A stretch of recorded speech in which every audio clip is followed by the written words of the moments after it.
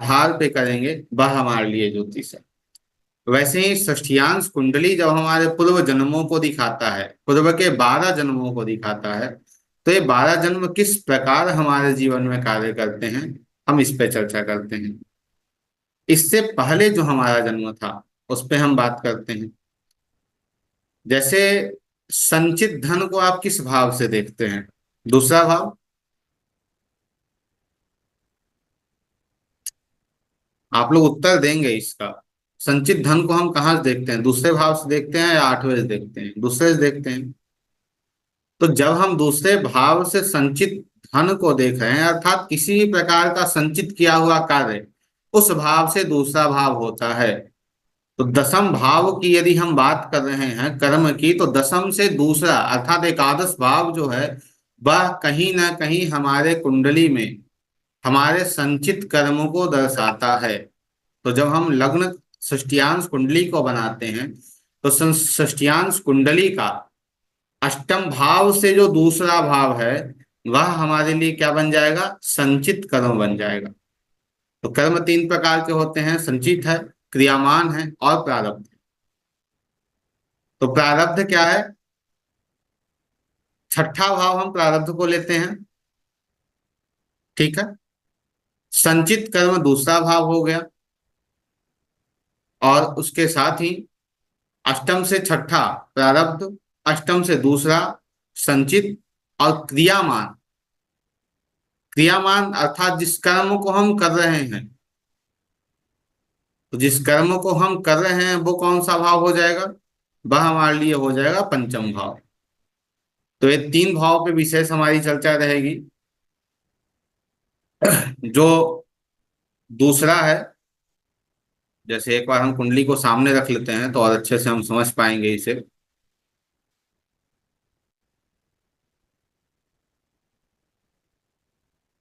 सुधा जी की ही कुंडली है सामने में। सबसे पहले षष्ठीयांश का आपका लग्न है। अब षष्ठीयांश के लग्न से हम अष्टम जाएंगे तो हमारा पूर्व जन्म आ जाएगा, चले गए। अब यहां से हम जो दूसरा भाव आ जाएगा, अब इसे एक कुंडली के तरीके से रीड करेंगे और कर्म को लेकर रीड करेंगे। क्योंकि गरुड़ पुराण हो, हमारे वेद हो, हमारे उपनिषद हो, वह सभी हमारे कर्म पे ही बात करते हैं।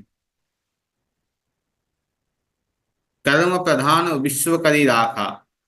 तो कर्म ही सर्वत्र होता है। इससे जब हम दूसरा चले जाएंगे, तो यह जो भाव है इस कुंडली का, वह इनका संचित कर्म है। यह जो भाव है इस कुंडली का, वह इनका प्रारब्ध है। थोड़ा गौर से समझिएगा कि हमारे अष्टम से छठा लग्न ही बन रहा है सृष्टियांश का, जो यह निर्धारित कर रहा है कि इस जन्म में हम जिस भी कार्य को कर रहे हैं वो हमारा क्या है? प्रारब्ध है। उसके बाद फिर दसम चले जाएंगे हम, तो दसम यहाँ आ गए। ये तीन भाव बहुत ही महत्वपूर्ण है। अब क्यों महत्वपूर्ण है? इस धरा पे हम क्यों आए हैं, इस धरती पे हम क्यों आए हैं? इसलिए आए हैं कि भाई मौज मस्ती करने के लिए, भोग विलास करने के लिए, या हम इसलिए इस धरती पे आए हैं कि इस जीवन को अंत समझकर जीने के लिए, यह जीवन किसी प्रकार हम अंत कर लें, इसके बाद हमारा पुनः जन्म ना हो, इसलिए हम इस धरा पे आते हैं। तो इस कुंडली के अंतर्गत दूसरा भाव, छठा भाव और दसवां भाव, अर्थात 2 6 10 साइकिल, इन सभी साइकिल को यदि हम अच्छे से समझ पाए, व्यवस्थित कर पाए, तो हम इस जन्म के जो कर्म हैं जो संचित रूप से आ रहे हैं उससे हम मुक्त हो जाएंगे। उससे हम क्या हो जाएंगे? मुक्त हो जाएंगे। संचित से मुक्त हो जाएंगे, प्रारब्ध से मुक्त हो जाएंगे, क्रियामान से मुक्त हो जाएंगे। अब यह कर्म कौन हमें बता रहा है? वह हमारा सृष्टियांश का दूसरा भाव जो अष्टम से बना है। अब यह वहां बुद्ध बैठे हैं, और वहां बुद्ध बैठने के कारण क्या स्थिति बन रही है? कहाँ के स्वामी हैं? तो नवम के स्वामी हो रहे हैं। और कौन वहां जा रहा है? नवम के स्वामी, और साथ में वो छठे के स्वामी है, वो वहां उपस्थित हैं। और वहां उपस्थित होने के कारण वो यह स्पष्ट कर रहे हैं इस कुंडली में कि यह व्यक्ति यदि धर्म से जुड़कर लोगों की सेवा करता है तो इसके जो संचित कर्म हैं, जो संचित कर्म इसके बचे हुए हैं, वो इसके समाप्त हो जाएंगे, वो कर्म इसके सद व्यवस्था में चले जाएंगे। दूसरा भाव इनका आ रहा है छठा, और छठे में बैठे कौन है? छठा तो स्वयं लग्न है जो प्रारब्ध को दर्शा रहा है। और इसमें दृष्टियां किसकी जा रही है? गुरु की जा रही है। गुरु जो 12वें का स्वामी है, साथ में सूर्य बैठे हैं, और गुरु 12वें के साथ साथ वो त्रिशराय भी हो रहे हैं, जो यह भी स्पष्ट कर रहा है व्यक्ति के जीवन में कि यह व्यक्ति यदि धर्म यात्राएं करे या यह व्यक्ति मोक्ष को प्राप्त करने के लिए आत्म का, स्वयं का अध्ययन करे, क्योंकि वहां सूर्य भी आ रहा है, और साथ ही यह धर्म से जुड़कर लोगों को कुछ दान करे, एक लेटको की भावना अपने अंदर जागृत कर ले, योग को समझना प्रारंभ कर दे, तो क्या हो जाएगा? इस व्यक्ति के प्रारब्ध भी समाप्त हो जाएंगे। उसके बाद बच गया क्रियामान। क्रियामान अर्थात इस जन्म में जो हम कार्य कर रहे हैं उसके, उससे संबंधित जो चीजें हमें मिल रही हैं, वह हमारा क्रियामान है। अब क्रियामान के लिए हम यह देखेंगे वहां दशम में कौन बैठे हैं? मंगल बैठे हैं, मंगल के साथ केतु बैठा है। तो कहीं ना कहीं इनका ज्योतिष से जुड़ना इनके आध्यात्म की जागृति को ही दर्शाता है। सदा जी, आप बताएंगे कि जब से आप ज्योतिष से जुड़ी हैं, क्या आप अध्यात्म को जागृत करने में सहायक आपके लिए रहा ज्योतिष या नहीं, वो बताइए। नहीं, बहुत हेल्प किया। चलिए, साथ में वहां केतु आ रहा है। केतु स्वामी है चतुर्थ का, और साथ में स्वामी केतु है अष्टम का। अर्थात यह स्पष्ट कर रहा है यह कि यह व्यक्ति अपने मन के माध्यम से और प्राणायाम से, समाज से, एनजीओ से, और उस कर्म के फल के द्वारा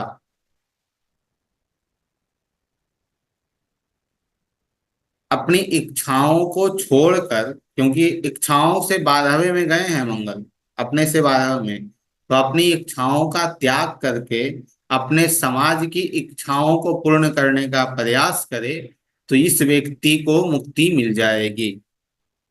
समझ रहे हैं? चलिए, इसके साथ ही हम यह भी समझने का प्रयास करेंगे इस कुंडली के माध्यम से। जी, साथ में हम यह भी समझने का प्रयास करेंगे इस कुंडली के माध्यम से कि हमारा जो लग्न है, षष्ठ्यांश को पुनः हम बात बताएं कि षष्ठ्यांश 5 गुना बड़ा है, 5 गुना बड़ा है लग्न कुंडली से। अर्थात जब हम समझ रहे हैं तो लग्न का स्वामी देखिए, दूसरे का स्वामी देखिए, तीसरे का स्वामी, लग्न के, लग्न कुंडली के सभी 12 भावों के स्वामी को आप यहाँ देखिए कि वो किस अवस्था में हैं। जैसे लग्न का स्वामी यहाँ गुरु है, गुरु यहाँ 12वें में है, सूर्य के साथ बैठे हैं। अब यहाँ यह देख पाएंगे आप कि यह जो व्यक्ति है वो किस अवस्था में है अपने जीवन में, पूर्व जन्म से किन चीजों को लेकर आया है। तो लग्न के स्वामी गुरु सूर्य के साथ बैठे हैं, सूर्य अष्टम का स्वामी है। तो पुनः मैं बताऊं कि ये ज्योतिष से क्यों जुड़े, आप अच्छे से रूबरू इससे हो सकते हैं। क्योंकि जब हमने ज्योतिष के कक्षा को प्रारंभ किया, हम बहुत से लोगों को साथ में जोड़कर चले, लेकिन इन्हें हम क्लास में नहीं लिए थे, क्योंकि इनसे एक हमारा व्यक्तिगत संबंध था, और एक यजमान, एक पुरोहित का संबंध था। तो इन्हें हम उस समक्ष नहीं रखे कि भाई ये सीखेंगे, क्या करेंगे क्या नहीं करेंगे। लेकिन इन्होंने उधर से ही मुझे मैसेज किया कि भाई हम भी इसे जानना चाहते हैं, सीखना चाहते हैं, तो क्या हम इससे संबंध बना सकते हैं। तो ये जुड़ी, तो यह भी स्पष्ट कर रहा है, इनका कुंडली भी बता रहा है। और ज्योतिष से जुड़ने के बाद इनके अंदर बहुत सारी चेंजिंग भी आई होंगी। दूसरे भाव का स्वामी, जिसे हम धन भाव कह रहे हैं, धन भाव का स्वामी मंगल क्या स्थिति में है? मंगल केतु के साथ दसम भाव में बैठा है, मंगल केतु के साथ दसम भाव में बैठा है। इस स्थिति के कारण धन की इनके पास स्थितियां कैसी रहेंगी? जब जरूरत रहेगा तो सब पूर्ण हो जाएगा, जब जरूरत नहीं रहेगा तो धन शून्य रहेगा।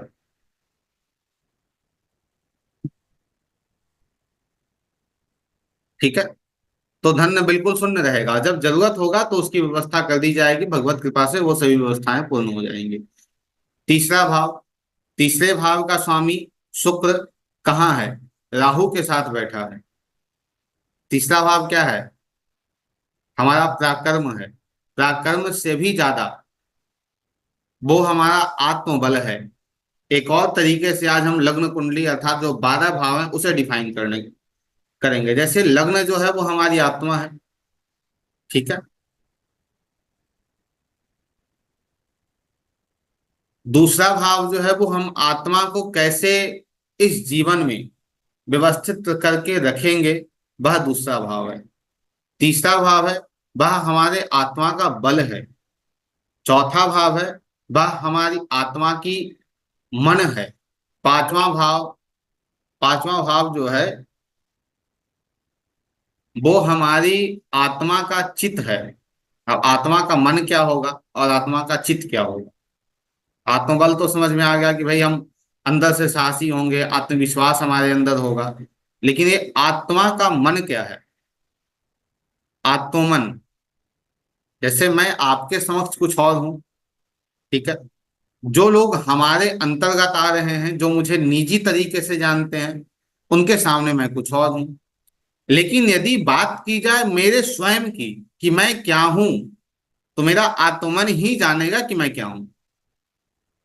वो ना आप जान सकते हैं, ना मेरे समक्ष जो मेरे बाजू में बैठा रहेगा व्यक्ति वो भी नहीं जान पाएगा। अब मेरा आत्मचित क्या है? चित्त किसे कहते हैं? चित्त किसे कहते हैं? बताइए।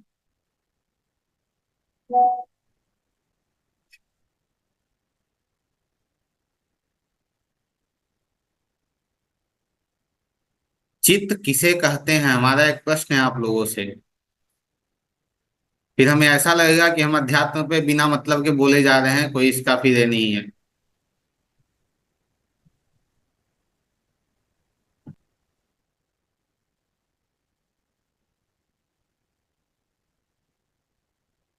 चित्त, जहां मन हमारा जाकर बसेगा, जिन चीजों में हमारा ध्यान क्या होगा, आ, आकर्षित होगा, या हम उस ओर बढ़ेंगे, वो क्या हो जाएगा? वो हमारा चित्त हो जाएगा। कहते हैं ना भाई इसका चित्त यहाँ बहुत लगता है, तो आत्मचित्त है। हमारा चित्त कहाँ लगेगा? हम विरोध किसका करेंगे? हमें क्या चीजें मिल जाएंगी कि हम पूर्ण हो जाएंगे? जिसमें हमने कल भी इस पे बात की थी आप लोगों से। क्या ऐसा मुझे मिलेगा जो हम बदल जाएंगे? अष्टम भाव है।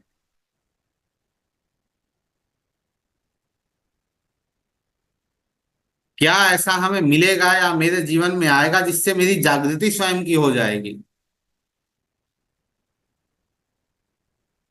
कौन सा ऐसा हम कर्म करेंगे जो हमारे स्वयं के आत्मा के लिए कर्म होगा?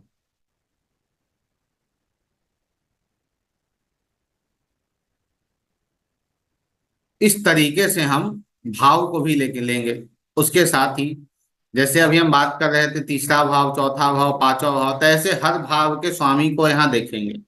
और यह मानिए कि जिस भाव का स्वामी लग्न कुंडली के, जिस भाव का स्वामी आपको षष्ठ्यांश कुंडली में पीड़ित अवस्था में मिलेगा, वह कहीं ना कहीं किसी भी प्रकार से आपको कष्ट दे रहा होगा। अब यहाँ पे उपाय क्या करना है? अब षष्ठ्यांश में वह ग्रह जिस भाव को पकड़े हुए है, षष्ठ्यांश में वह ग्रह जिस भाव को पकड़े हुए है, उन दोनों भावों को पकड़ लीजिए, आपकी वो चीजें ठीक हो जाएंगी। जैसे इनके कुंडली में यदि हम बात करें तो पीड़ित कौन है? यहाँ मंगल पीड़ित हो रहा है केतु से।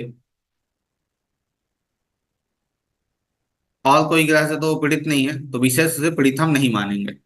और कोई ग्रह जो पीड़ित अवस्था में जा रहा है, गुरु जा रहे हैं जो आठवें के स्वामी के साथ बैठे हैं, उसके ऊपर किसी की दृष्टि है तो वहां किसी की दृष्टियां भी नहीं मिल रही हैं, वो भी पीड़ित अवस्था में नहीं है। थोड़ा पीड़ित है, पूर्ण रूपेण वो पीड़ित हमें नहीं दिख रहा है। यदि हम मानते हैं कि इस भाव का स्वामी, जैसे मानकर हम चलते हैं कि इनका जो है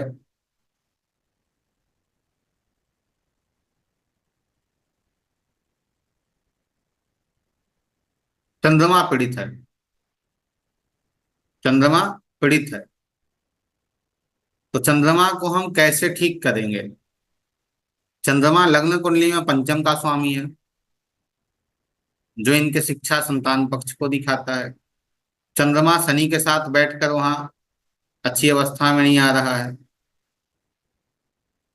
तो इस स्थिति में यहाँ पे हम षष्ठ्यांश कुंडली के सप्तम भाव और नवम भाव, इन दोनों भावों को यूज में लेंगे तो हमारे लग्न कुंडली संबंधी जो चीजें हैं वो ठीक हो जाएंगी, उसे हम यूटिलाइज कर लेंगे।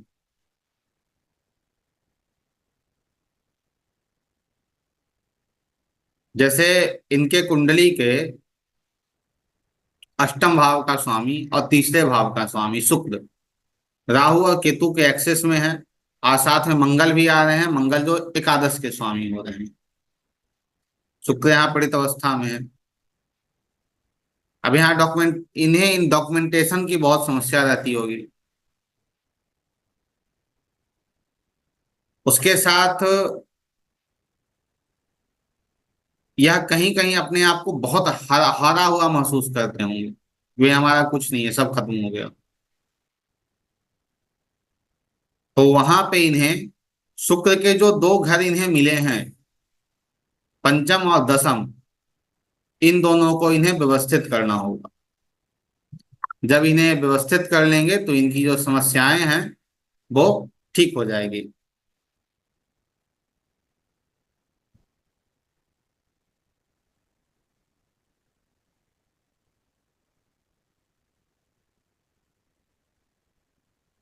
ठीक है, ये आप चीजें हैं। 12 भाव कैसे आप समझेंगे, तो 12 भाव के प्रत्येक भाव के स्वामी को आप षष्ठ्यांश में आकर देखिए।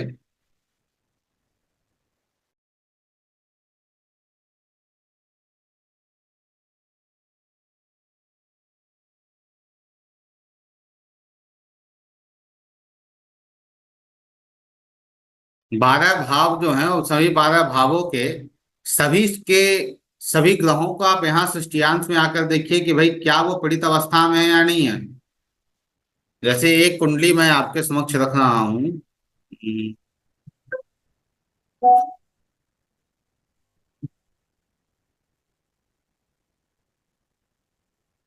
जैसे एक कुंडली देखिए, क्या यह कुंडली है? इस कुंडली में देखिए लग्न का जो स्वामी है,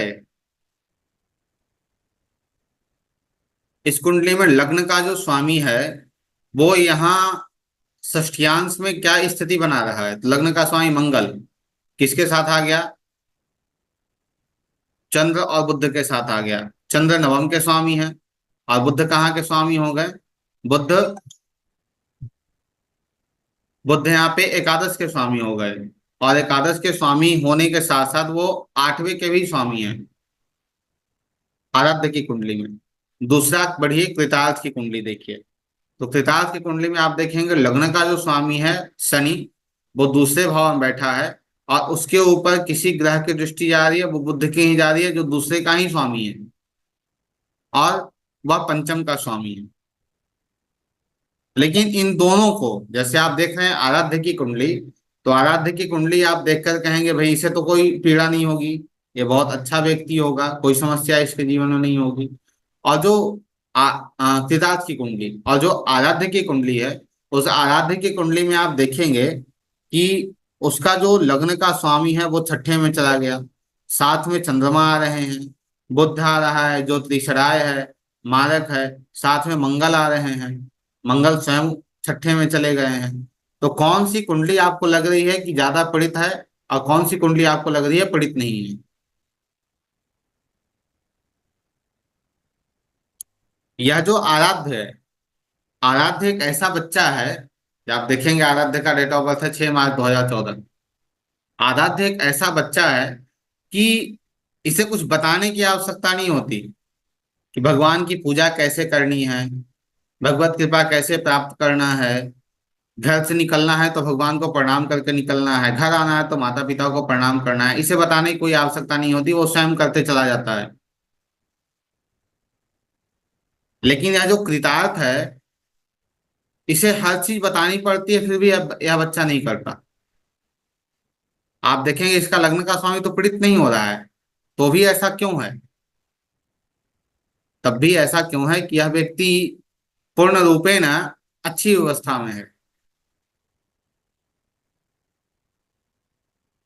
इसका शनि देखिए कहाँ गया है। लग्न का स्वामी जो शनि है वो कहाँ गया? दूसरे भाव में गया है, संचित कर्म के पास गया है। अब इसके जैसे संचित कर्म होंगे, इस व्यक्ति के जैसे संचित कर्म होंगे, बात तो स्पष्ट दर्शा दिया शनि गया तो कि कैसा संचित कर्म होगा। पाप ग्रह पुण्य ग्रह से ये तो आप समझते हैं कि कैसा संचित कर्म होगा, वो दर्शा दिया।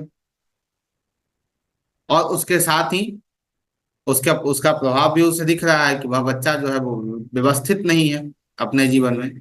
आराध्य की कुंडली में नवम भाव का स्वामी गया है वहां, और साथ में अष्टम का स्वामी और एकादश का स्वामी आ रहा है, जिसका कर्म से कोई लेना देना नहीं है।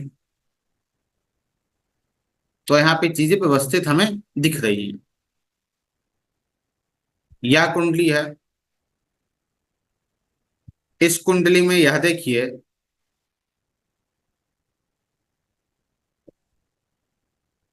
इस व्यक्ति का सप्तम भाव का स्वामी मंगल षष्ठ्यांश कुंडली में कहाँ बैठा है, किस स्थिति में बैठा है? 12वें में गए हैं, और उसके साथ शुक्र बैठे हैं, उनके साथ शुक्र बैठे हैं। शुक्र दूसरे के स्वामी हैं और सप्तम के स्वामी। एक बात पुनः हम दोहरा रहे हैं आप लोगों के समक्ष कि लग्न षष्ठ्यांश कुंडली में पंचम का स्वामी और नवम का स्वामी ही बहुत ही महत्वपूर्णता रखता है, अर्थात बेहतर, या हम कहें बेनिफिशियल, तो पंचम और नवम का स्वामी और लग्न का ही स्वामी होता है। और अन्य भाव के जो स्वामी हैं वो किसी न किसी प्रकार के ट्रबल, कष्ट ही हमारे जीवन में दिखा रहे होते हैं। अब इस व्यक्ति के दाम्पत्य जीवन में बहुत सारी समस्याएं आई। अब तो चीजें ठीक है, लेकिन समस्याएं बहुत रही, वो भी स्पष्ट कर रहा है यहाँ।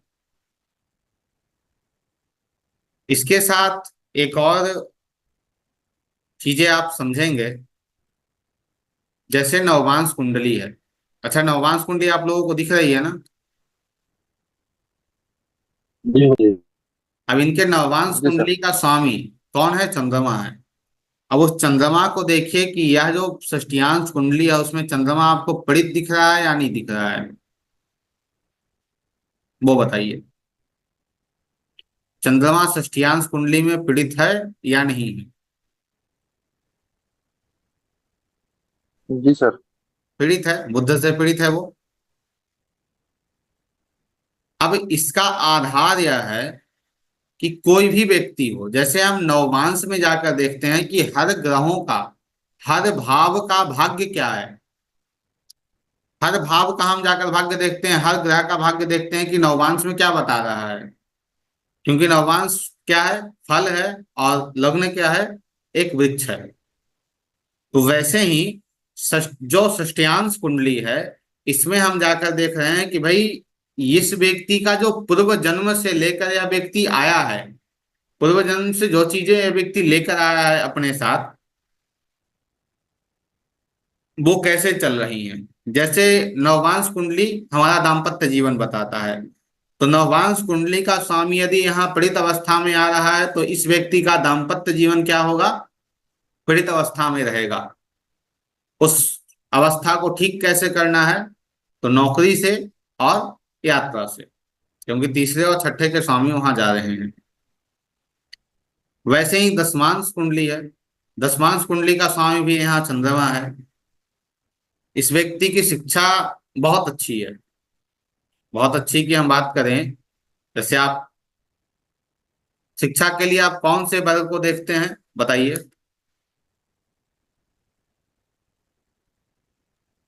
पांचवा। वर्ग वर्ग क्या सर, वर्ग वर्ग? कुंडली की बात कर वर्ग रहे हैं। कुंडली। शिक्षा के लिए हम वर्ग कुंडली में चतुर्विशांश की बात करते हैं। D4 देखते हैं ना गुरुजी। D4। ठीक है। अब चतुर्विशांश के अंतर्गत यहाँ कौन हो रहा है स्वामी, मंगल हो रहा है। मंगल यहाँ क्या कर रहा है, बैठा है अच्छी अवस्था में। यह व्यक्ति जन्मस्थान से जाकर, जन्मस्थान से दूर जाकर शिक्षा ग्रहण करता है, पढ़ता है।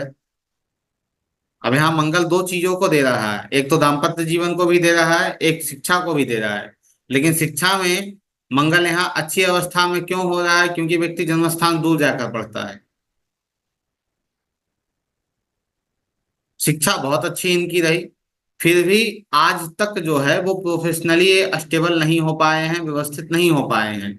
अब प्रोफेशनली स्टेबल या व्यवस्थित नहीं होने का एक ही कारण है, क्योंकि इनका जो दशमांश कुंडली का जो लग्नेश है, लग्नेश को एज ए मालिक मानते हैं ना, कि हर लग्न कुंड, हर डिविजनल चार्ट का कोई मालिक है तो वो उसका लग्नेश होता है।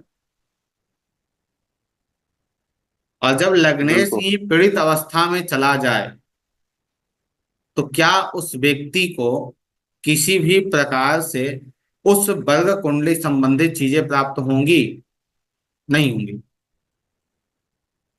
तो नवमांश, दसमांश है, या अन्य कोई भी चार्ट हम लेकर चलते हैं, जैसे आप लोग अपने अंदर पहले झांकिए कि हमारे अंदर बुराइयां क्या हैं, हमारे अंदर दोष क्या हैं।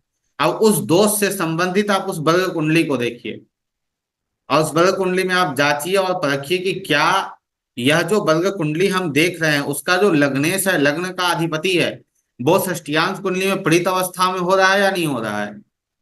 यदि वो षष्टियांश कुंडली में पीड़ित अवस्था में हो रहा है तो आप अच्छे से अपने जीवन को समझ पाएंगे और रीड कर पाएंगे।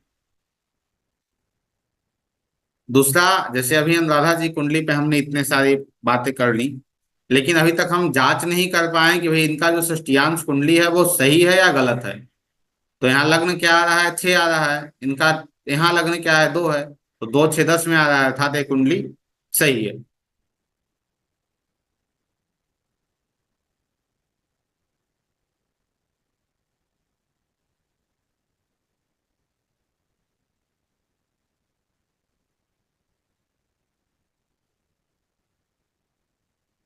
जैसे कोई किसी भी व्यक्ति की जब मृत्यु होती है तो मृत्यु के उपरांत उसका पुनः पुनर्जन्म होता है, पुनः वो जन्म लेता है। और जब व्यक्ति पुनः जन्म लेता है तो 2 कंडीशन अप्लाई होते हैं। यदि व्यक्ति बहुत बुरा है तो बहुत लेट से जन्म उसे मिलता है, बहुत अच्छा है फिर भी लेट से जन्म मिलता है, क्योंकि तय नहीं हो पाता है कि भाई इसे किसके पास भेजना है, किस घर में भेजना है। अमृत भारद्वाज की कुंडली देखिए, इस कुंडली में आपको मिलेगा जो लग्न का स्वामी है चंद्रमा, वो देखिए क्या वो अच्छी अवस्था में है या पीड़ित है।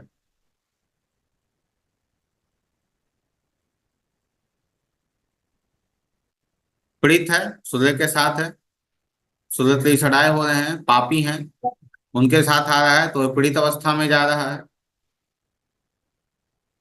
अब इससे यह निश्चय गुरुजी हो लगन में जाएगा तो कि वो यह जो व्यक्ति है वह अपने पूर्व जन्म में अच्छा था या बुरा था।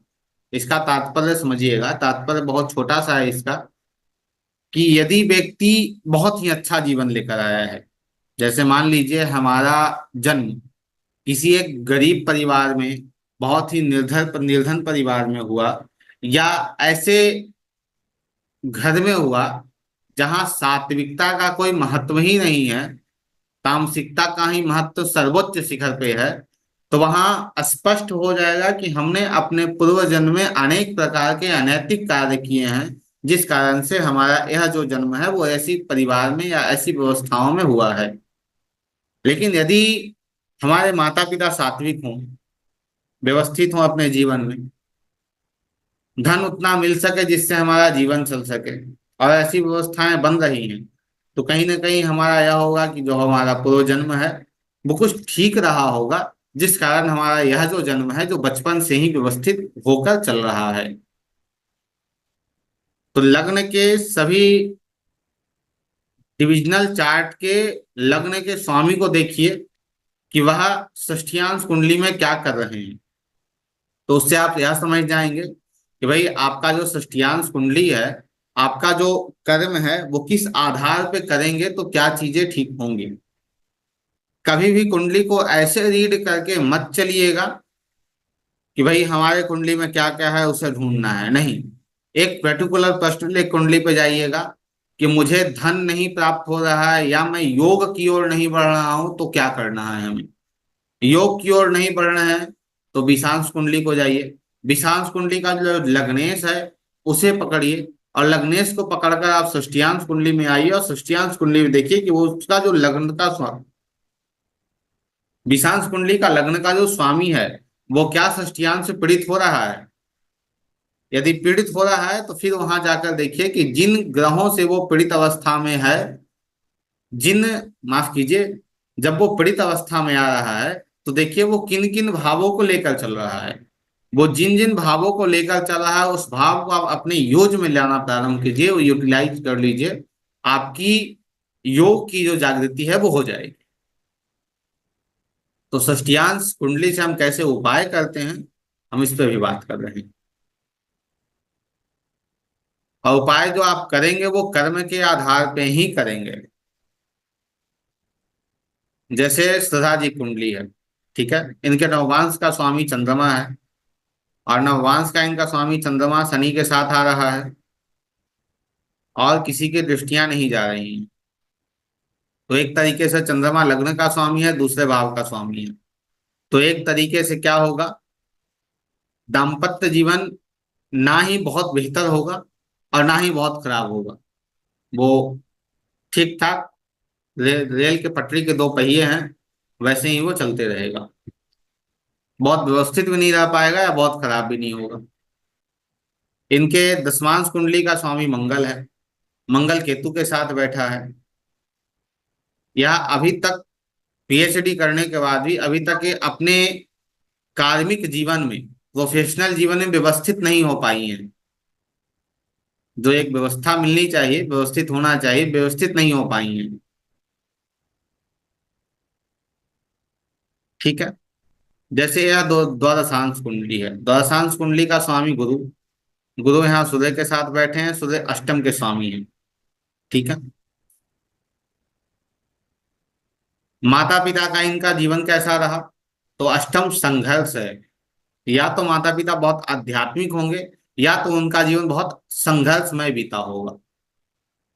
इन सभी प्रश्नों का जवाब आप सुधा जी देते जाइएगा चैट के अंतर्गत।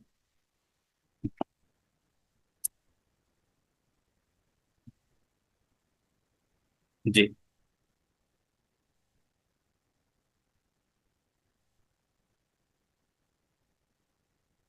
लता जी अपना डेट ऑफ बर्थ दीजिएगा हमें। आध्यात्मिक है, बिल्कुल। लता जी की कुंडली किन्हीं के पास है, जी गुरुजी। बताइएगा एक बार। जी बताइए। जी, 2 जून 2 जून। 70। 2 जून 70, 1970। 1976, 76, 1970। 70। जी जी। जन्म समय, 5:45 सुबह।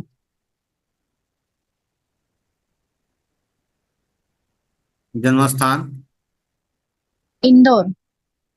इंदौर मध्य प्रदेश में है। जी जी।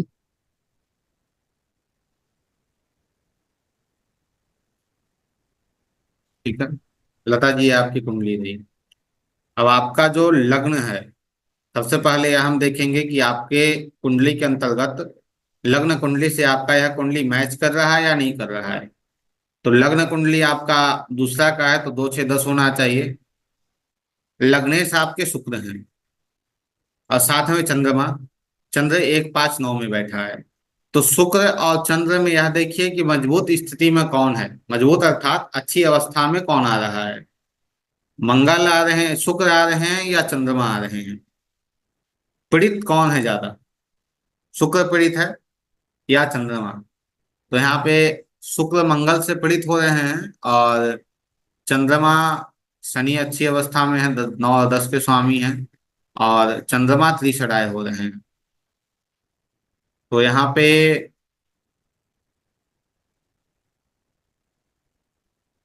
मंगल शुक्र के साथ हैं, शुक्र मंगल के साथ हैं,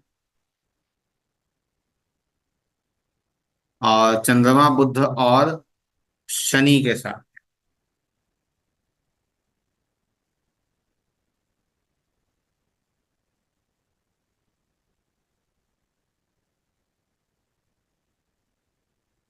मृग, मृगशीरा नक्षत्र, आद्रा, भरणी भरणी भरणी।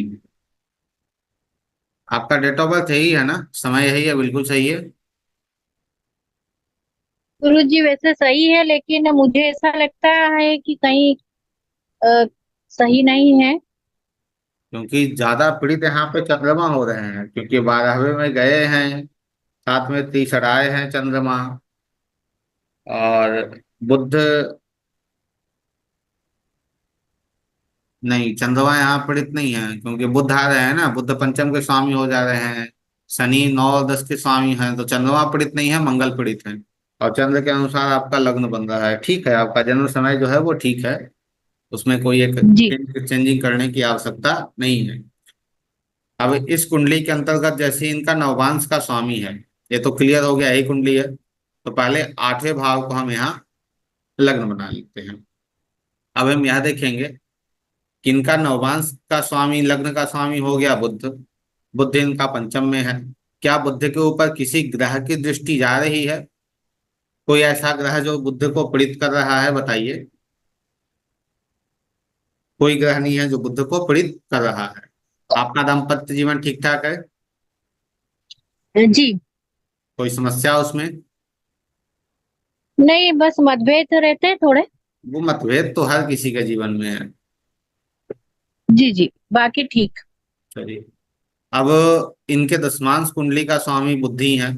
अब बुध वहां बैठा है, आप प्रोफेशनली कुछ करती हैं या नहीं करती हैं? नहीं गुरु जी। प्रोफेशनली कुछ करने का प्रयास किए हैं जीवन में? जी बहुत इच्छा थी पर कर नहीं पाई मैं। जैसे? अ, जैसे जैसे पेंटिंग है या ड्राइंग या बहुत सी मुझे इंटरेस्ट था सभी चीजों में, कला आर्ट्स से संबंधित, हम्म। पर हो नहीं पाया। हो नहीं पाया। मेरे पूछने का तात्पर्य वो नहीं है, मेरे पूछने का तात्पर्य यह है कि क्या उसके लिए आपने अथक प्रयास किया, या फिर आप थोड़े प्रयास करके छोड़ दी उसे। जी जी, प्रयास नहीं कर पाई मैं। वही कहने का तात्पर्य है, क्योंकि जब तक हम कर्म करेंगे नहीं तब तक कार्य कैसे पूर्ण होगा। सही, जी जी। ठीक है। दूसरा, जैसे आप पेंटिंग की बात कर रही हैं, और ड्राइंग है, पेंटिंग है, कला है, तो कला को आप किस भाव से रिलेट करते हैं, बताइए। कला कौन सा और भाव? क्या तृतीय से लेंगे? जी। तृतीय भाव से लेंगे। अब आप लोग बताइए, उसके बाद फिर हम बात करेंगे इस पे। सदा जी, विपिन जी, राहुल जी, क्या बात है, आज इनविटेशन कार्ड हमें देना पड़ रहा है आप लोगों को।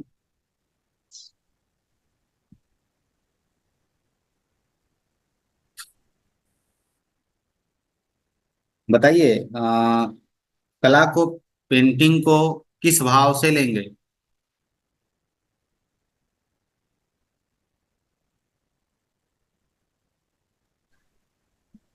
पंचम से गुरु जी। ठीक है।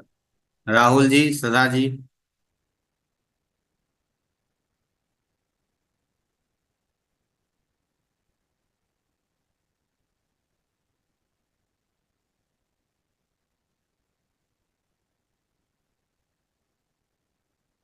चलिए, सभी माइक बंद करके बैठे हैं। अ, इसे हम तीसरे भाव से लेंगे, ठीक है, ना कि इसे हम पंचम से लेंगे, क्योंकि हस्त कला, हाथ कौन सा भाव है? जी तीसरा। तीसरा भाव है, तो हम तीसरे से लेंगे। अब इनके कुंडली में तीसरे का भाव, तीसरे भाव का स्वामी जो है वो षष्टियांश कुंडली में अपने से 12वें में बैठा है। वो यह कह रहा है कि भाई उसकी हानि होगी, हस्तकला की हानि होगी। यदि आप करेंगे भी तो आप अपने जन्म स्थान दूर जाकर कीजिए तो हो पाएगा। ठीक है, तो ये जी जी। विषय से विषयांतर हो जाएगा। जिस विषय पे हम लोग चल रहे थे उसी विषय पे आते हैं। तो हमारा तात्पर्य यही है कि कोई भी डिविजनल चार्ट है, उसके बारे में एक क्षण में यदि हमें पता करना हो कि भाई क्या हो पाएगा या नहीं हो पाएगा, वो चीजें मिल पाएंगी या नहीं मिल पाएंगी, तो कुछ करने की आवश्यकता नहीं है। उस लग्न का स्वामी आप षष्टियांश कुंडली में जाकर देखिए कि क्या वो कर रहा है, अर्थात षष्टियांश में पीड़ित हो रहा है या नहीं हो रहा है। यदि पीड़ित हो रहा है तो वो समस्यादायक है, नहीं पीड़ित हो रहा है, नहीं पीड़ित हो रहा है, तो फिर अच्छी बात है आपके लिए। तो सही वर्ग कुंडली में आप जाकर देखेंगे। क्लियर है यहाँ तक आप लोगों को? जी जी गुरु गुरुजी। चलिए ठीक है। हम्म। अब आगे बढ़ते हैं। अब आगे एक और आप साइड में देख रहे होंगे लिखा हुआ आत्म कारक, अमात्य कारक, विधात कारक, मातृ कारक, पितु कारक, ज्ञाति कारक, दादा कारक, जो हमारे 7 कारक हैं। ऐसे तो 8 होते हैं, जेमिनी में 7 लिए जाते हैं। ऐसे भी हम 7 ही लेकर चलेंगे, राहु को हम किसी प्रकार से कारक नहीं मानेंगे। ठीक है, तो इसके निमित्त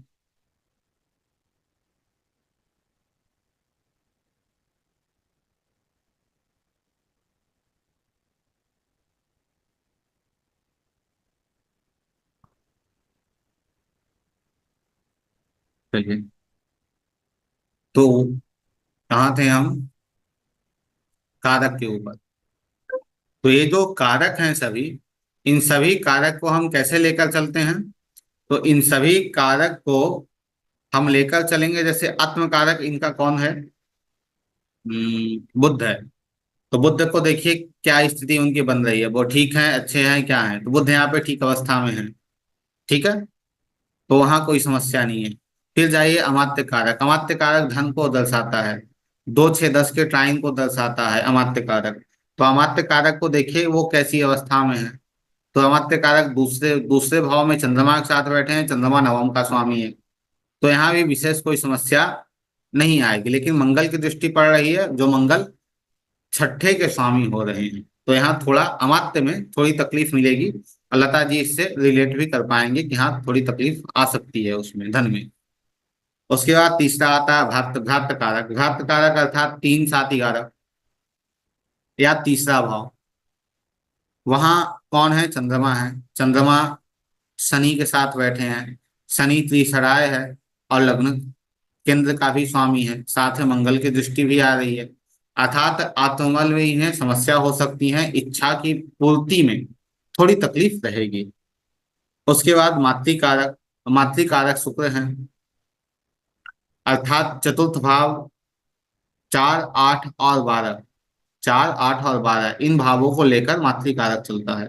मातृकारक जो है वो शुक्र दशम में बैठे हैं, उनके ऊपर किसी की दृष्टियां हैं, किसी की दृष्टि नहीं है, गुरु की दृष्टि है। गुरु अच्छी अवस्था में है। तो यहाँ पे इनके सुख सुविधा में, लग्जरी में विशेषकर समस्याएं नहीं देखने को मिलेंगी। और 4 8 है, इसलिए कहीं ना कहीं ज्योतिष भी इनके जीवन में प्रवेश किया था। उसके साथ पितु कारक या पुत्र कारक, यहाँ मातृ कारक लिखा हुआ है लेकिन पुत्र कारक और पितु कारक जो है वो हम सूर्य को लेंगे। अब यहाँ जो सूर्य हैं वो कैसे कार्य कर रहे हैं? सूर्य यहाँ बैठे हैं गुरु के साथ, गुरु अच्छी अवस्था में है। तो पितु भी ठीक है, अर्थात नवम भाव, पुत्र अर्थात पंचम भाव, दोनों अच्छी अवस्था में है। ज्ञाति कारक। ज्ञाति कारक आपका 3 6 11 मान लीजिए, 3 6 11 8 और 12, इन भावों को आप ज्ञाति कारक में ले लीजिए, अर्थात ज्ञाति कारक बहुत समस्या क्रिएट करता है जीवन में। अब देखिए ज्ञाति कारक इनके षष्ठ्यांश कुंडली में किन किन ग्रहों से जुड़ा है। जिन जिन ग्रहों से ज्ञाति कारक जुड़ा होगा उन उन चीजों में समस्या आएंगी। जैसे इन्हें हायर एजुकेशन में समस्या आ सकती है। कहाँ समस्या आई? इन्हें हायर एजुकेशन में समस्या आ सकती है। लता जी कैसा रहा आपका हायर एजुकेशन, वो बताइए। जी बस ग्रेजुएशन ही हो पाया। ग्रेजुएशन ही हो पाया, ठीक है, क्योंकि वहां ज्ञाति कारक पड़ा हुआ है, साथ में शनि है।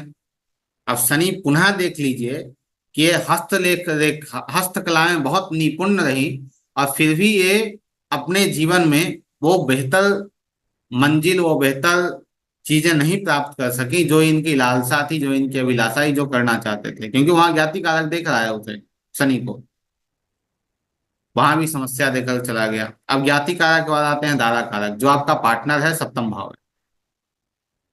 दारा कारक इनका गुरु है, और गुरु सूर्य के साथ बैठा है। सूर्य जो है वो दशम के स्वामी है, अर्थात अच्छी अवस्था में है।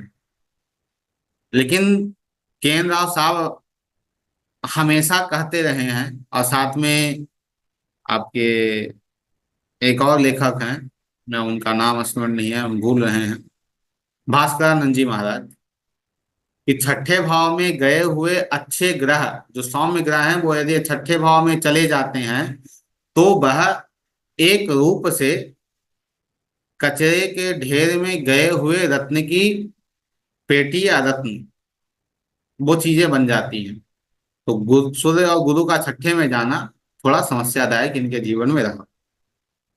तो आप कारक से भी इसे कैसे षष्ठ्यांश को लेकर चलेंगे, लेकिन षष्ठ्यांश को सबसे पहले यह देखिएगा कि आपका समय बिल्कुल सही होना चाहिए। यदि नहीं मिल रहा है तो समय आगे पीछे कीजिए, यदि वह भी नहीं हो पा रहा है तो आप राशि तुल्य षष्ठ्यांश को लेकर चलेंगे। उसके साथ अब बुध है, तो बुध किन चीजों का कारक है? शिक्षा का कारक है, नॉलेज का कारक है। अब बुध को देखिए, बुध कहाँ बैठा है, वो भी आपको क्लियर कर देगा। फिर शनि है, शनि प्रोफेशन का कारक है। शनि को देखिए वो पीड़ित अवस्था में है या नहीं है, वो आपको क्लियर कर देगा। चंद्रमा को देखिए कि चंद्रमा पीड़ित अवस्था में नहीं है, चंद्रमा माँ है। आपकी माता जी हैं या नहीं है लता जी? जी नहीं है। आपकी माता का जीवन कैसा रहा? उनका जीवन कष्टदायक ही रहा। ठीक है। उसके बाद मातृकारक, मातृकारक नहीं, शुक्र है। तो शुक्र को देखिए कि भाई लग्जरी के स्वामी है, कंफर्ट के स्वामी है, सप्तम भाव के स्वामी है, दूसरे भाव के स्वामी है, 12वें को भी एक नजर से वो देखते हैं। तो इन सब से के अंतर्गत शुक्र की क्या स्थिति है उसे देख लीजिए, आप क्लियर हो जाएंगे। सूर्य पिता है, तो सूर्य को देख लीजिए, गुरु के साथ बैठे हैं। पिताजी आपके हैं? जी नहीं, वो भी नहीं। अच्छा, आपके पिताजी ने ही नारायण कवच को हिंदी क्या थी, दोहा में परिवर्तित किया था ना? जी जी, अवधि में लिखा है अवधि उन्होंने। में लिखा था। अब यहाँ रिलेट कीजिए, सूर्य जो है वो पिता का कारक है, वो पंचम के स्वामी के साथ बैठा है। हम पूर्व जन्म की कुंडली देख रहे हैं, लेकिन जी इस जन्म में वो चीजें घटित होते हुए हमें दिख रही हैं। फिर मंगल को देखिए, मंगल एनर्जी का कारक है, एंगल का कारक है, वो किस अवस्था में है। गुरु को देखिए, गुरु संतान कारक है, ठीक है। तो जो कारक ग्रह हैं उसे भी देखकर आप समझिए कि वो कैसे कार्य कर रहे हैं, तो बहुत अच्छे से वो आपको समझ में आएगा। कोई प्रश्न है आप लोगों का तो बताइए, उसके बाद फिर आगे हम बात करेंगे।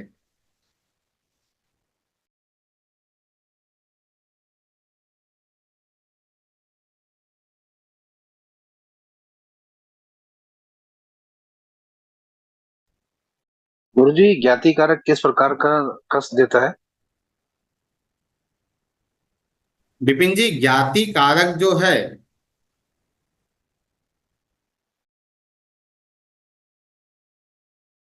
ज्ञाति कारक जो है वो अन्य तरीके से, या हम कहें, आप मान लीजिए कि जितने पाप ग्रह हैं सब एक साथ आकर बैठ गए हैं और वही ज्ञाति कारक बन गए हैं। बस जितने प्रकार का कष्ट है वो ज्ञाति कारक आपको देगा।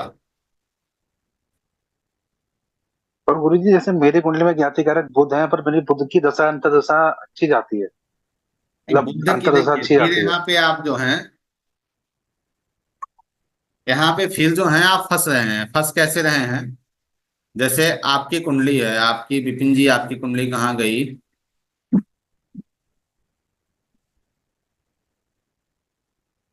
विपिन जी, ठीक है। अब आपके कुंडली में ज्ञाति कारक बुध हैं, तो बुध की दशा आपकी अच्छी जाती होगी, ठीक है। लेकिन गुरु की दशा और सूर्य की दशा, और खासकर आपकी गुरु और सूर्य की दशा अच्छी नहीं जाती होगी, वो बताइए। अच्छी जाती है? गुरु के अंतर मतलब गुरु की दशा तो बहानी है, अंतर्दशा का ध्यान दिया नहीं, बस बुध का मुझे याद है। बुध में मतलब इनकम अच्छी क्रिएट होती है। हम्म। जैसे बुद्ध की समय में इनकम आपकी अच्छी जनरेट इसलिए हो पाती है क्योंकि बुद्ध के साथ बैठा कौन है उसे देखिए। जैसे जो गुरुदेव हमारे हैं, वो सदैव एक बात पे, उनकी बातचीत सदैव रहती है। जब वो क्लास लेने बैठते हैं तो 4 4 घंटे क्लास लेते हैं, थकते भी नहीं है। और वो सदैव एक ही शब्द पे फोकस करते हैं। वो कहते हैं जब भी दशा को देखना हो, जब भी कुंडली को देखना हो, तो दशा पे सबसे ज्यादा कमांड आपका होना चाहिए। यदि दशा पे कमांड नहीं होगा तो चीजें फिर आप कुंडली बहुत अच्छे से देख रहे हैं, दशा पे आपका कमांड नहीं है तो आप शून्य देख रहे हैं फिर कुंडली। जैसे दशा पे कमांड कैसे, अभी आपने कहा बुद्ध की दशा आपकी बहुत अच्छी जाती है, आपका ज्ञाति कारक बुद्ध है, लेकिन बुद्ध के साथ बैठा गुरु है, गुरु के साथ बैठे सूर्य हैं। सूर्य आपके लग्न के स्वामी हैं, गुरु जो हैं वो आपके कुंडली में 8वें के स्वामी हो रहे हैं और साथ में पंचम के स्वामी हो रहे हैं। अर्थात जब बुद्ध की दशा आएगी तो आपको 5वां भाव, 8वां भाव और लग्न से संबंधित परिणाम मिलेंगे, ना कि आपको बुद्ध के परिणाम मिलेंगे। और यदि कारक में बात करें तो सूर्य गुरु आपके लिए भ्रात कारक है। अर्थात जब बुद्ध की दशा आएगी तो आपका आत्मबल बढ़ बढ़ जाएगा और आप अच्छे से और बेहतर तरीके से काम कर पाएंगे। और भ्रात कारक होने का है कि तीसरे भाव को दर्शा रहा है। तीसरा भाव सेल है, सेल्स है जिसका आप कार्य करते हैं, और सेल्स का कार्य करते हैं, इस कारण से ही आपको ज्यादा प्रॉफिट हुआ। ठीक है, समझ रहे हैं आप इसे? जी गुरुजी। जी। अब इसके साथ पंचम भाव है। तो पंचम भाव शेयर मार्केट को कैसे देखते हैं आप? शेयर मार्केट को पंचम भाव से देखा जाता है। शेयर मार्केट कहाँ देखते हैं? पंचम भाव से देखते हैं। तो इसलिए आपको चीजें व्यवस्थित तरीके से मिली और अच्छी मिली। अब आते हैं हम बुद्ध, गुरु की दशा आपकी कैसी गई वो बताइए, और सूर्य की दशा आपकी कैसी गई वो बताइए। कभी आपने इस पे रिलेट किया या आपने बात करने का प्रयास ये किया? रिलेट नहीं किया गुरुजी। अब गुरु की दशा तो बहानी है राहु के बाद, नहीं, मतलब दशा बुध का मेरे को महादशा, ध्यान आप महादशा नहीं जाइए, प्रत्यंतर बताइए, अंतर बताइए। नहीं, इन दोनों पे कभी ध्यान दिया नहीं। कभी ध्यान देने दे के प्रयास की दीजिएगा तो आपको पता चलेगा कैसा जाता है। सूर्य आत्म जी। कारक है ना, तो सूर्य आत्म कारक जहां रहेगा वो दशा आपकी अच्छी जाएगी। एक बात और आप बताइए, क्या बुद्ध आपका ज्ञाति कारक है? बुद्ध के साथ गुरु बैठे हैं, सूर्य बैठे हैं। गुरु और सूर्य के जो एट्रीब्यूट हैं, जैसे आपके पिताजी, पिताजी आपके कैसे हैं? ठीक ठाक हैं? हाँ जी गुरुजी। बिल्कुल। पिता के जीवन में कोई समस्या रही? थोड़ी बहुत रहती है, वैसे ज्यादा नहीं रही, गवर्नमेंट जॉब में थे, रिटायर्ड है तो। उनके नस में कोई प्रॉब्लम कभी आया जीवन में? हाँ, नसों में है। अब नसों में प्रॉब्लम क्यों आया? बुध की वजह से। बुद्ध ज्ञाति कारक है और सूर्य के साथ बैठा है वो। तो बुद्ध, आपको बुद्ध की दशा में अब बुद्ध की चीजें आपको नहीं मिलेंगी। बुद्ध की चीजें मिलेंगी कहाँ? जो जिसके साथ बुद्ध बैठा है, सूर्य है, गुरु है, वहां आपको समस्याएं मिल जाएंगी। ठीक है। जी। तो ये चीजें आप देखिए, वो आप अच्छे से समझ पाएंगे। और कोई प्रश्न आप लोगों का? सदा जी क्या प्रश्न है बताइए आप। नहीं, वही वही ज्ञाति कारक पे ही था, जिसको मेरा भी वो शनि ज्ञाति कारक है और अभी शनि का ही दशा चल रहा है, तो उसीलिए पूछ। अच्छा, शनि ज्ञाति अब कारक वो है, शनि कैसे? की ही दशा चल रही है, तो शनि के साथ देखिए जी कौन जी। ग्रह बैठे हैं। उनकी दशा यदि आ शनि जाएगी के तो साथ, आपके लिए समस्यादायक हो जाएगा। शनि के साथ कुछ कोई बैठा नहीं है। अच्छा, दृष्टिवत तो कोई ना कोई प्रभाव तो होगा ना, शनि है। वो शनि से आपका किसी का संबंध नहीं बन रहा है। शनि के से किसी का संबंध नहीं बन रहा है, तो शनि की दशा में आपको थोड़ी समस्याएं देखने को मिलेंगी। अच्छा वही पूछ। जी जी बिल्कुल। और लता जी आप समझ पाई अच्छे से, या हम कोई काउंटर प्रश्न आपसे करें? नहीं नहीं गुरुजी, समझ पाई, पर मेरा भी ज्ञाति कारक मंगल है, लेकिन मंगल की दशा बहुत अच्छी गई मेरी। जैसे मंगल ज्ञाति कारक है, एक मिनट रुक जाइएगा। मंगल आपका ज्ञाति कारक है, ठीक है। अब तो क्लास जो है वो षष्ठियान से उठकर ज्ञाति कारक पे चला गया है। अब मंगल ज्ञाति कारक है, लेकिन मंगल के साथ बैठा कौन है? शुक्र शुक्र। बैठा है। मंगल की दशा आपकी बहुत अच्छी गई। जी। उस वक्त आप क्या कर रही थी, कैसा जीवन आपका चल रहा था, बताइएगा। शादी पहले की बात है, घर में ही थे, बस मैं पेंटिंग करती थी और घर में सब बढ़िया था, मतलब कोई टेंशन वगैरह कुछ नहीं। हम्म।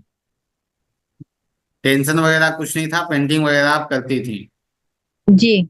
और कुछ अपने कुछ जीवन नहीं, के बारे में उस वक्त? बस उस वक्त मेरा लेखन चलता था, मैं आर्ट्स में मतलब कविताएं भी लिखती थी और लेख भी लिखती थी,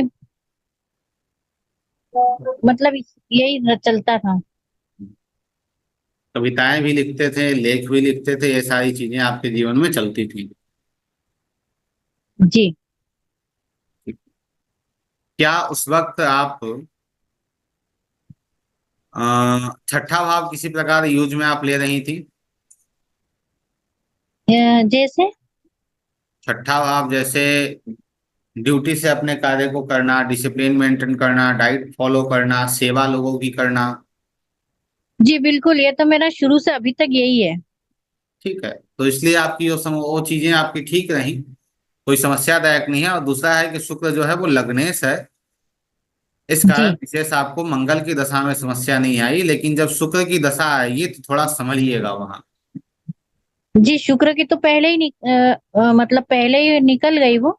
हाँ हाँ, शुक्र की दशा कैसी रही आपकी? शुक्र की दशा तो मुझे जन्म के बाद थोड़े समय रही, तो आपके जब आपका जन्म हुआ उसके बाद आपकी माता पिता का जीवन कैसा रहा? अच्छा रहा, बस मेरे एक ब्रदर था तो वो नहीं रहा, उस वजह से माता थोड़ा दुखी रहती थी, हम्म। बाकी सब ठीक रहा। तो किसी न किसी प्रकार कष्ट दे गया आपके माता पिता को, क्योंकि वो ज्ञाति जी। कारक शुक्र जो है वो ज्ञाति कारक के साथ बैठा है। और विशेषकर अंतर्दशा और प्रत्यंतर दशा को भी आप जज करने का प्रयास कीजिए, तो आप और अच्छे से इसे समझ पाएंगे, ठीक है। जी। जी। जी बिल्कुल। राहुल जी आप क्लास में उपस्थित हैं सर, या नहीं है? लगता है नहीं है। जी सर, थोड़ा सा। नहीं नहीं सर, हूँ हाँ, थोड़ा राहुल जी की डिस्टर्ब आवाज है। नहीं आ रही गुरु जी। अच्छा, थोड़ी व्यस्तता चल रही है जीवन में। जी सर। समझ रहे हैं हम, कोई नहीं। चलिए ठीक है, तो जैसे चीजें हैं, 12 भाव को जैसे हम देखते हैं, और विशेषकर यह मानिए, जैसे गुरुदेव सदैव एक बात कहते हैं कि 12 भाव क्या है, मंच है।